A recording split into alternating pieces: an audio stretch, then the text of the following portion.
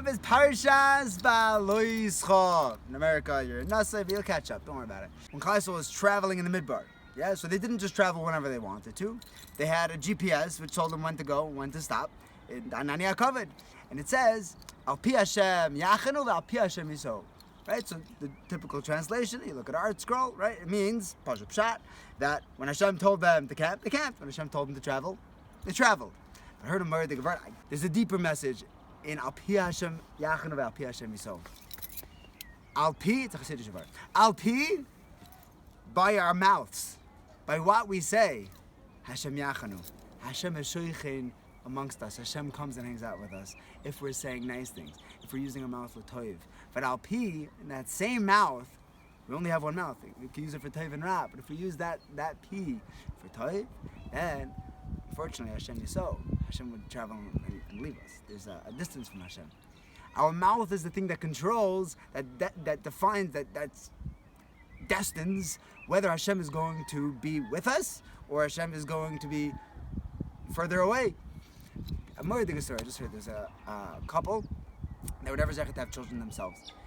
But the wife had one particular Mila. She didn't know how to cook for two people. So she used to cook a ton of food every Shabbos. They had a ton of delicious leftovers, and she would bring it to the local yeshiva every week. And it brought a lot of simcha and, sipuk, that they were able to help out the yeshiva guys. After years and years of doing this, there's one yeshiva guy in a terrible mood, not a bad person, but sometimes good people do things which are objectively bad. And as this woman was dropping off the food, he said, "What are you doing? You've been doing this forever. You know they just throw it out." And that broke her. Mamash. And she came home crying. And her husband said, "What's wrong?" And they sat there, and it shattered. That was their whole sipuk. That was their connection. That was like they didn't have their own children to feed. They were able to feed the yeshiva guys.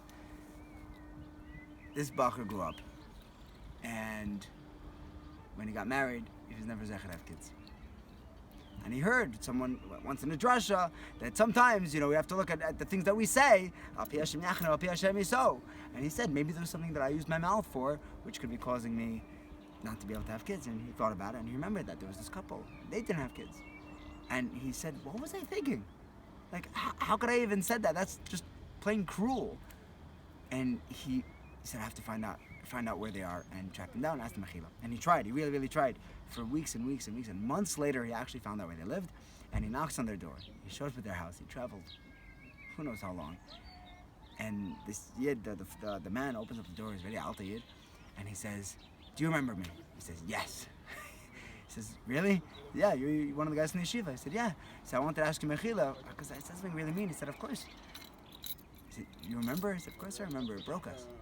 He said, "Can I ask you mechila?" He said, "You could ask, but I'm not going to give it to you." You sure? He said, I said, the guy was like, that's not what he's expecting. He says, "Please, I've been married for years, I haven't had kids."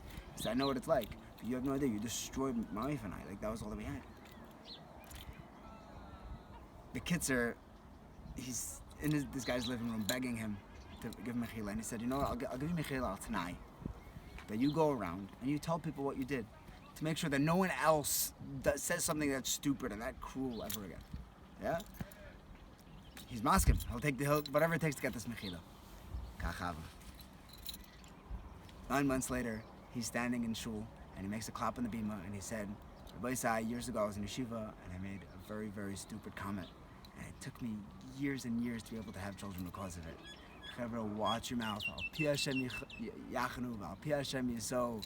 Let's use our mouth and use our koyach hadibur to bring Hashem closer to us, to make Hashem a part of our lives, and not chas v'shalom to say things that distance Hashem from us. Use our mouth for Torah, for Chesed. It's so easy to light up a person's life with a couple of words. We all know those words. Let's make them a habit. And Be'ezer Hashem, we'll have Hashem b'shoichein b'soicheinu in the Beis HaMikdash. Hashlishi b'mher v'yameinu. Amen.